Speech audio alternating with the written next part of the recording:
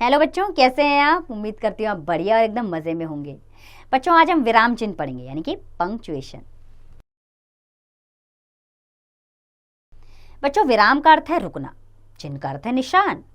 अपनी बात को पूरी तरह स्पष्ट करने के लिए लिखते समय हम रुकने आदि के चिन्ह का प्रयोग लगाते हैं। इन्हें विराम चिन्ह कहते हैं। जैसे उदाहरण है रोको, कॉमा लगाया, मत जाने दो। अगला है रोको मत, जाने दो। तो ऊपर के दोनों वाक्यों में अल्प विराम के कारण अर्थ में भारी अंतर आ गया है।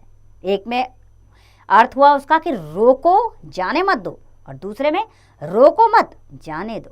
तो अर्थ में परिवर्तन हो गया अगर हमने सही जगह विराम चिन्ह का प्रयोग नहीं किया। तो बच्चों, हिंदी में प्रयुक्त विराम चिन्ह है, उनके बारे में जान लेते हैं।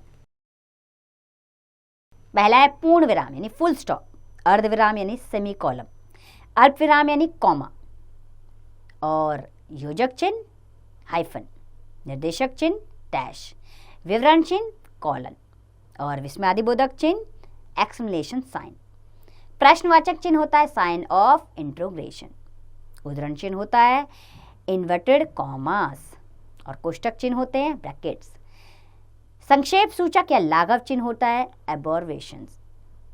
हंस पद या त्रुटि सूचक चिन्ह होते हैं कैरेट। तो एक एक करके हम इनके बारे में जानेंगे। पहले हम जानेंगे पूर्ण विराम के बारे में। वाक्य के पूर्ण होने पर अर्थात एक भाव या विचार की पूर्णता या पूर्ण विराम का प्रयोग किया जाता है।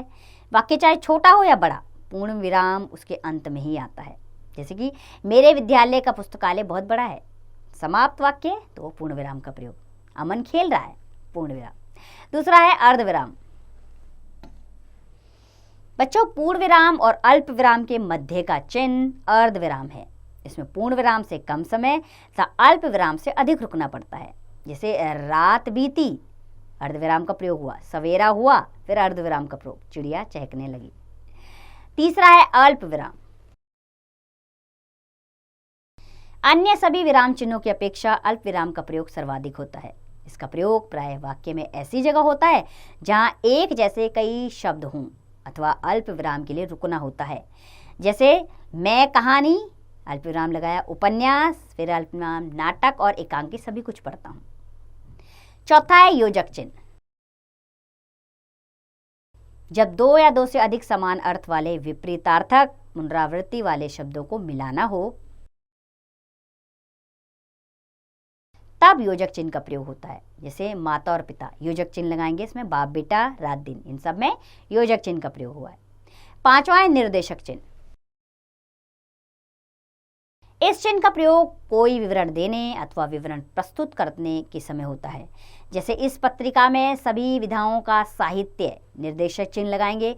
कविता, कहानी, निबंध आदि, फिर निर्देशक चिन्ह प्रकाशित होता है।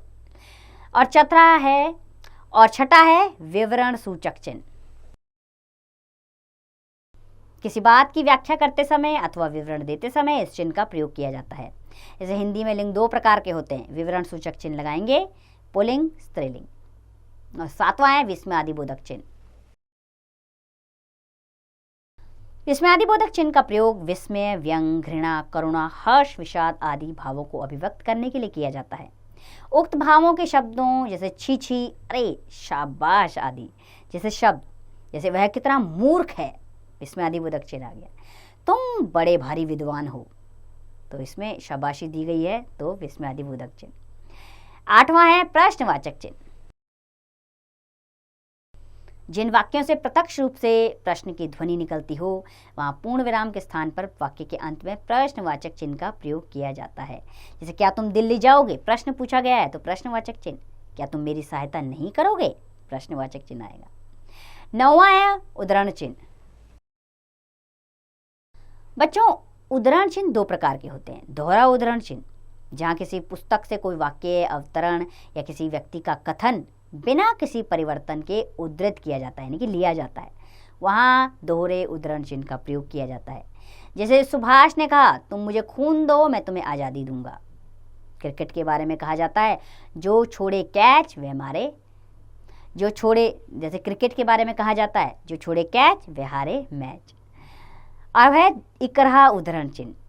किसी विशेष व्यक्ति, पुस्तक, लेख का शीर्षक या किसी लेखक अथवा कवि के उपमा में इकहरे उद्धरण चिन्ह का प्रयोग किया जाता है।